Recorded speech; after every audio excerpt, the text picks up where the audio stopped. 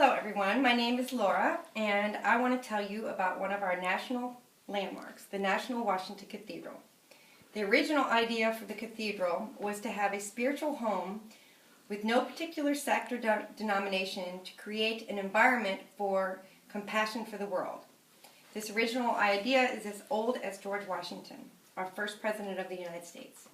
In 1791, George Washington commissioned Pierre L'Enfant to create a visionary plan for the city of Washington and District of Columbia for national purposes. L'Enfant included in his plans a national Christian cathedral. It wasn't until almost 2 centuries later, in 1893, the Protestant Episcopal Cathedral Foundation was granted by Congress a charter to establish the cathedral. The land purchased to build the cathedral was called Mount St. Albans. In total, land purchased for the cathedral was 57 acres. It wasn't until 1907 that the first stone was laid. The stone itself was from a field near Bethlehem where Jesus was born. And the stone had the inscription placed on it that says, "The Word was made flesh and dwelt among us," John 1:14. It would take 83 years and $65 million to build this majestic Gothic-style cathedral. This is the cathedral today. This is what it looks like. Here is inside the cathedral. It has several flags of all these nations in representation.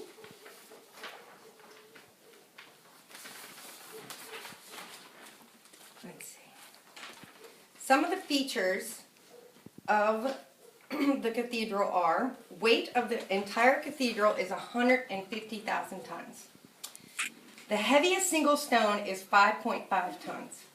The height of the cathedral tower is 30 stories tall, or 676 feet above sea level, making its top the highest point in the District of Columbia. The number of stained glass windows is 231. Here is some of the stained glass that they have. Here we go. There is 288 angels and 112 gargoyles, including a Darth Vader gargoyle, which I think is in one of those pictures. Let's see. The central tower is the only place in North America to house both peal, which is a full circle ringing bell that goes all the way around, and carillon bells together.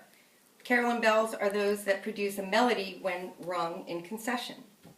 The largest of the 53 bells weighs 24,000 pounds and measures 8 feet 8 inches in diameter. There are 10,650 pipes in the great organ. This is part of the great organ. It's really majestic and beautiful. Creates a beautiful sound. The cathedral is the 6th largest in the world and the 2nd largest in the United States.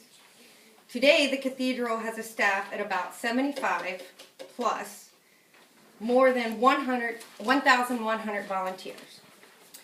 The cathedral welcomes over 700,000 visitors and worshipers annually. There has been numerous significant national events, like funeral services for former presidents, Woodrow Wilson and Dwight D. Eisenhower. The cathedral's pulpit was where Martin Luther King Jr. spoke for the last time before he was assassinated. The cathedral is the burial place of over 222 people, including Helen Keller and former President Woodrow Wilson. Today, the cathedral is home to several affiliate organizations, such as All Hallows Guild, which is, they maintain the grounds, plus they are in charge of the Herb Cottage, which you can, that has specialty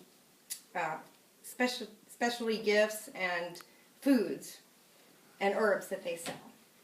The Cathedral Choral Society, founded in 1941, that also houses the Episcopal bishop seat and the staff that work out of a house right on the grounds. It has the Protestant Episcopal Cathedral Foundation, is the parent of 3 cathedral schools: Beauvoir Elementary, National Cathedral School for Girls, which is lower and upper school, which was founded in 1900.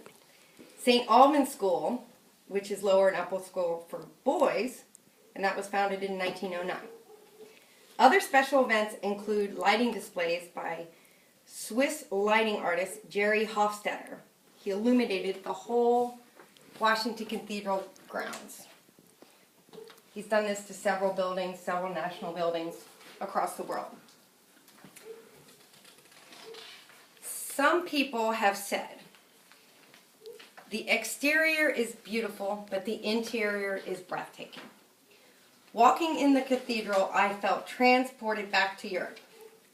We felt incredibly welcomed, even though we are not Episcopalian. The cathedral is beautiful, and the service was just wonderful. I feel if you have a chance to be able to be in D.C., the Washington National Cathedral is a must-see for anybody who wants to see a beautiful, Gothic, and spectacular, majestic place. Thank you.